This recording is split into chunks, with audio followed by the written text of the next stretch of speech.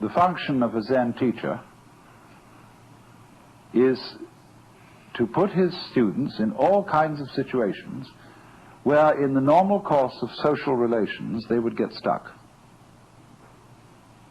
By asking nonsensical questions, by making absurd remarks, by all ways of unhinging things, and above all, keeping them stirred up with impossible demands. To hear the sound of one hand, to, without moving, stop a ship sailing out on the water, or to stop the sound of a train whistle in the distance. Magic. To touch the ceiling without getting up from one's chair.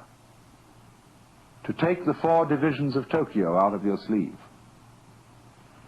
To take Mount Fuji out of a pillbox. All these impossible questions are asked. And in the ordinary way of interpreting these questions, we think, well, now, gee, how could we do that? See, that's a very difficult question that's been asked. And you have to think, what would I do to do that? Because we are caught up in a certain way of discourse, which the language game that we play, and the social games, the production games, and the survival games that we play are good games. But we take them so seriously that we think that that is the only important thing. And this is to unstick us from that notion and realize that it would be just as good a game to drop dead now as to go on living. Is a lightning flash bad because it lives for a second as compared with the sun that goes on for billions of years?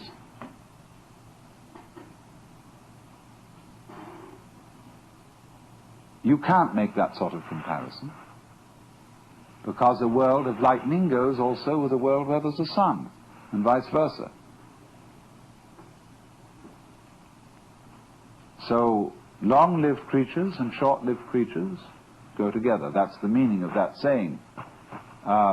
Flowering branches grow naturally, some short, some long. So this then is a scene in a Zen community where spontaneous behavior is encouraged within certain limits. And as the student becomes more and more used to it, those limits are expanded until eventually he can be trusted to go out on the street and behave like a true Zen character and get by perfectly well. You know what occasionally happens on the street when 2 people are walking down the sidewalk straight at each other, and they both decide to move to the right together, and then to the left together, and they somehow get stuck, and they can't pass each other. Zen teachers will pull just exactly that sort of stunt when going down a path and meet one of their students, to see if they can get him in a tangle, and can he escape from it.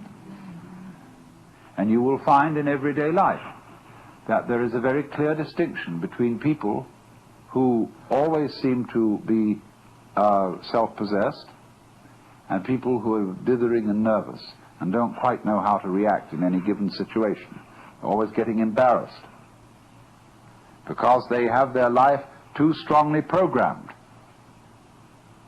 You said, I mean, this is a common marriage argument. You said you would do such and such a thing at such and such a time, and now you've changed your plans. Not that the change of plans really caused any inconvenience, but just the feeling that when you say you will do something at a certain time, you ought to do it at that time, come hell or high water. Well, that's being very unadaptable. That's being a stone kind of sticky thing. If it, after all, doesn't matter when we do it, and somebody is offended because the time has been changed, that's simply because they are attached to punctuality as a fetish. And this is one of the great problems. Causes many automobile accidents.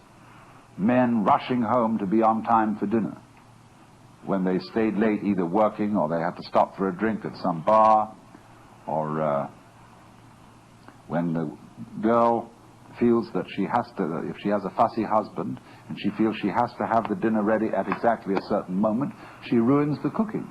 He'd rather have a faithful wife and a bad cook.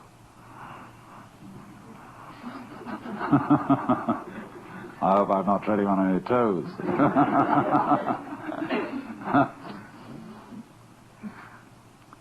So, you see, we spend an awful lot of energy trying to make our lives fit images of what life is or should be, which they could never possibly fit. So, Zen practice is in getting rid of these images.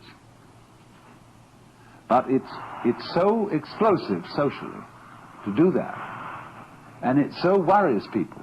They get vertigo, they get dizzy, they don't know which end is up. And this happens, you know, if you've ever been in one of those blab sessions, where they call them tea groups, I think, or something like that, where the people gather together without any clear idea of what this gathering's about. They know it's somehow self-exploration, but just how do you begin on that? And so somebody starts to push his idea, and then somebody else says, well, why are you trying to push your idea on us? And then they all get into an argument about the argument. And the most amazing confusions come about, but sometimes they all see what idiots they're being. And then they learn to live together in a really open and spontaneous way. There was a very interesting dinner party once where a Zen master was present, and there was a geisha girl who served so beautifully and had such style that he suspected she must have some Zen training. And after a while, when she paused to fill his sake cup, he bowed to her and said, I'd like to give you a present. And she said, I would be most honored. And he took the iron chopsticks that are used for the hibachi, the charcoal brazier, moving the charcoal around. He picked up a piece of red-hot charcoal and gave it to her. Well, she had very long sleeves on her kimono. She whirled the sleeves round her hands and took the hot charcoal, withdrew to the kitchen, dumped it, and changed her kimono because it was burnt through. Then she came back into the room, and after a suitable interval, she stopped before the Zen master and bowed to him and said, I would like to give you, sir, a present. And he said, I would be very much honored. And of course, he was wearing a kimono, something like this. And so she picked up a piece of coal and offered it to him. He immediately produced a cigarette and said, thank you, that's just what I needed.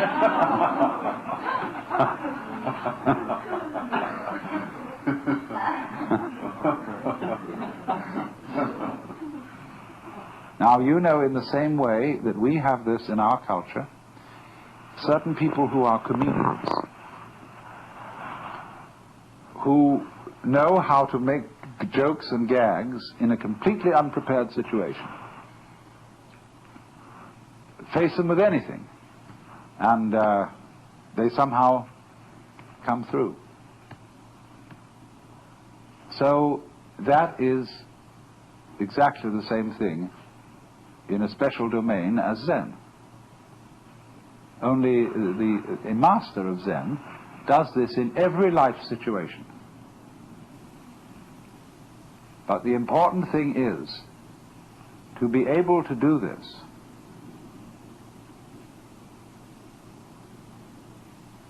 This is the secret. You must remember, you can't make a mistake.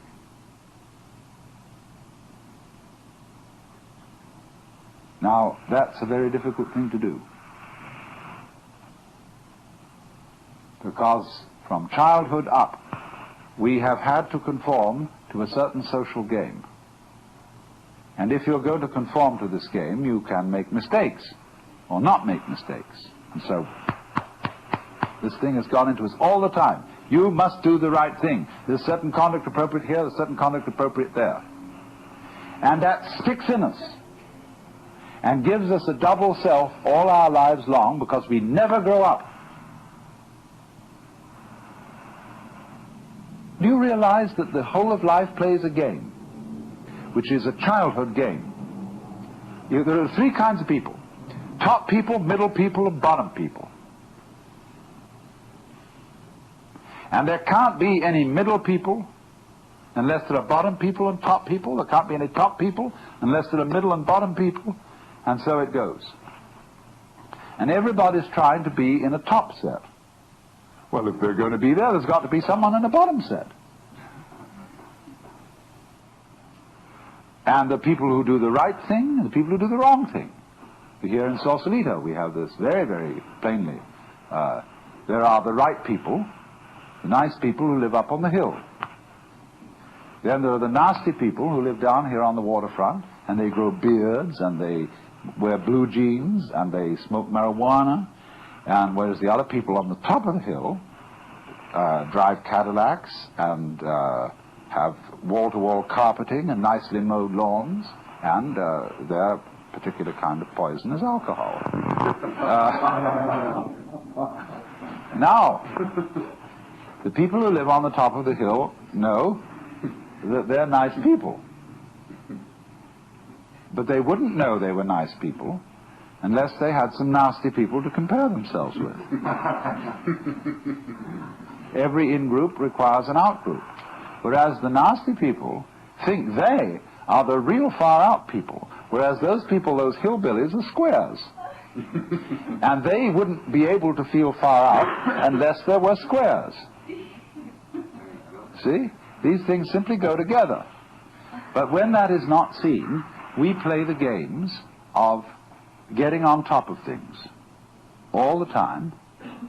And so we're in a constant state of competition as to, if it's not I'm stronger than you, it's I'm wiser than you, I'm more loving than you, I'm more tolerant than you, I'm more sophisticated than you. It doesn't matter what it is, but this constant competition is going on.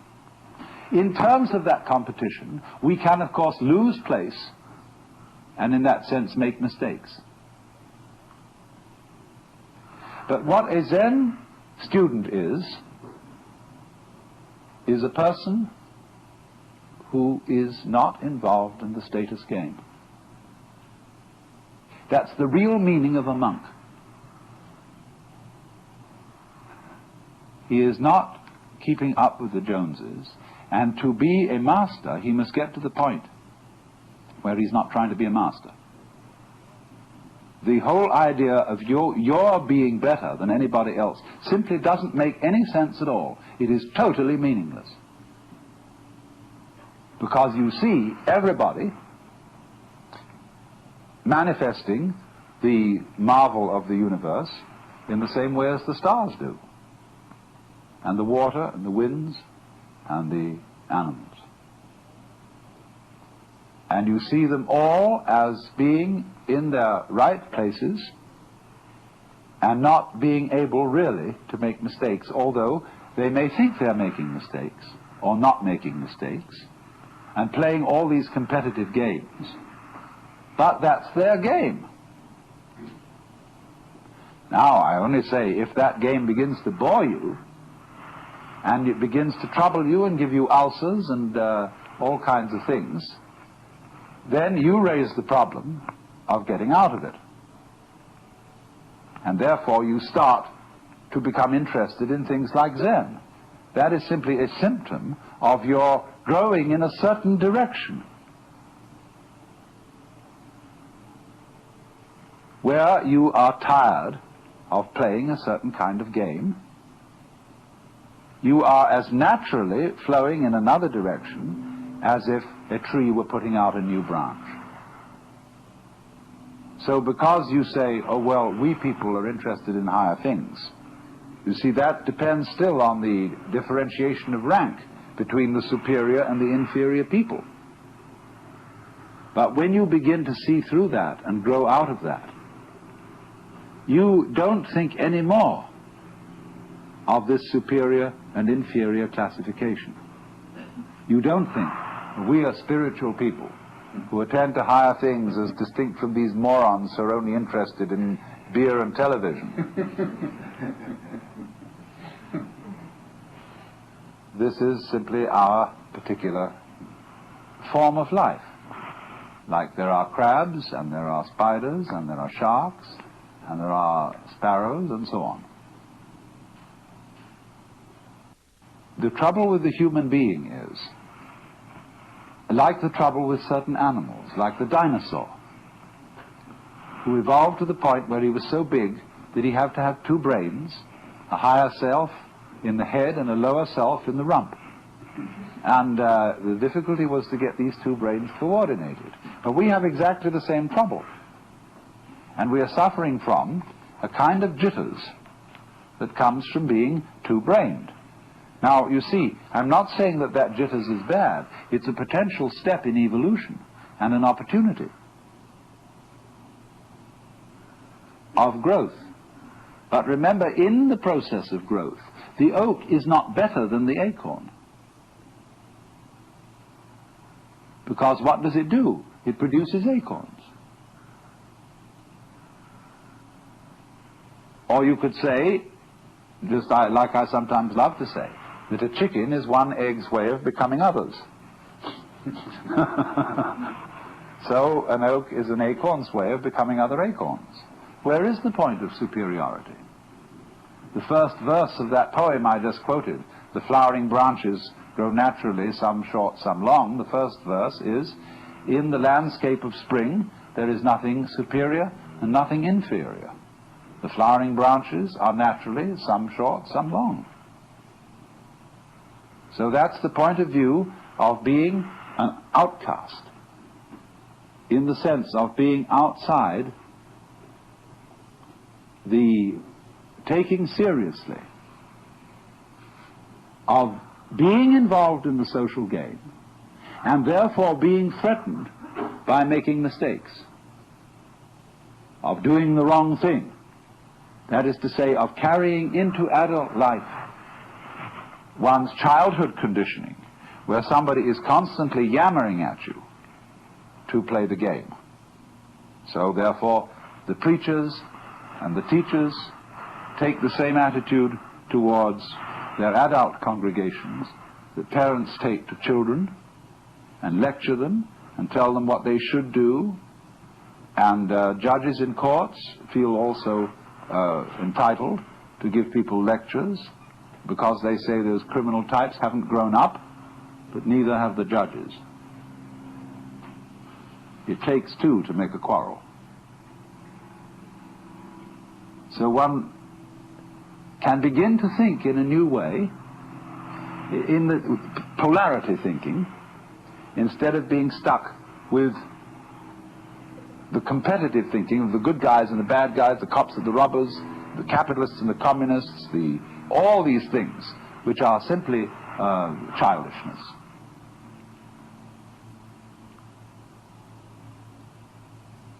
Now, of course, you recognize that the moment I say that, it's like talking in English in order to show that the English language has limitations. And I am talking in a language that seems competitive to show that the competitive game has limitations. As if I were saying to all you cats here, look, I have something to tell you that is, and if you get this, you'll be in a better position than you were before you heard it.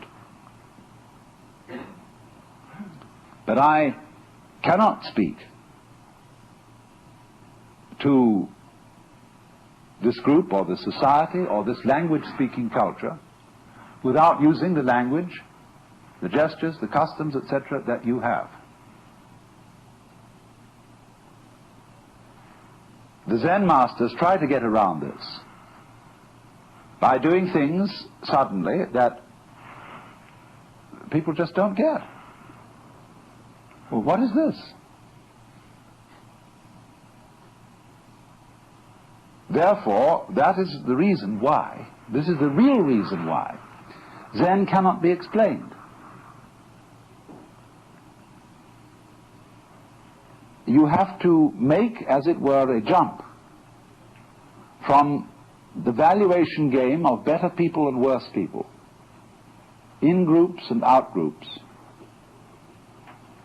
And you can only make it by seeing that they all are mutually interdependent.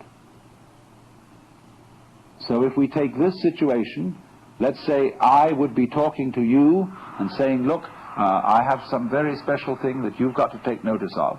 Therefore, I am the in-group, and I am the teacher, and you are the out-group. I know perfectly well that I cannot be the teacher unless you come here. And so that my status and my position is totally dependent on you. It isn't something you see, therefore, I have first, and then you get. These things arise mutually. So if you wouldn't come, I wouldn't talk. I wouldn't know what to say even. Because I've borrowed your language. So that is the insight, that things go together. Then, when you see that and aren't in competition, then you don't make a mistake, because you don't dither. When I first learned the piano and played these wretched scales, the teacher beside me had a pencil in her hand, and she hit my fingers every time I made a wrong note. Consequent was I never learned to read music, because I hesitated too long to play the note on time. Because I was always, is this pencil going to land? See? And that gets built into your psyche. And so people are always, although they're adults and nobody is clubbing them around and screaming at them any longer, they hear the echoes of that screaming mama or that bombinating papa in the back of their heads all their life long. And so they adopt the same attitudes to their own children, and the fast continues. Because there is no, I mean, I don't say that you shouldn't lay down the law to children if you want them to play the social game. But if you lay down the law to your children, you must make provision later in life for them to be liberated, to go through a process of curing them from the bad effects of education. But you can't do that unless you too grow up, you see? Unless we grow up. Says I, including myself.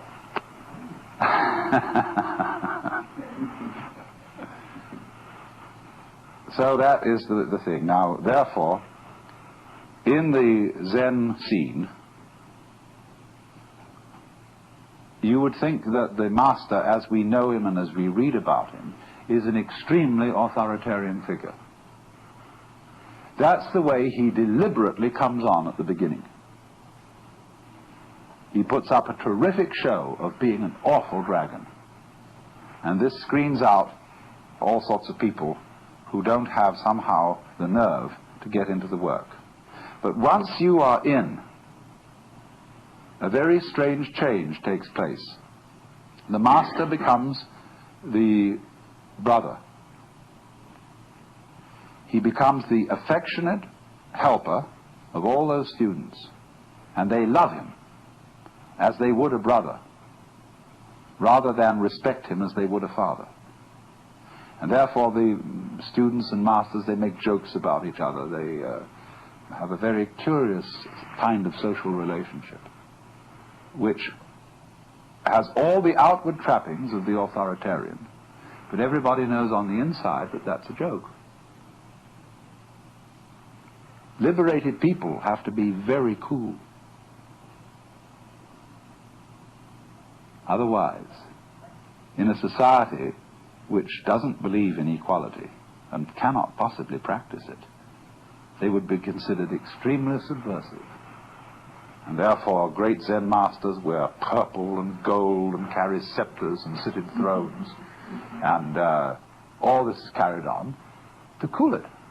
And the outside world knows that they're all right. They have discipline, they have order, they're perfectly fine.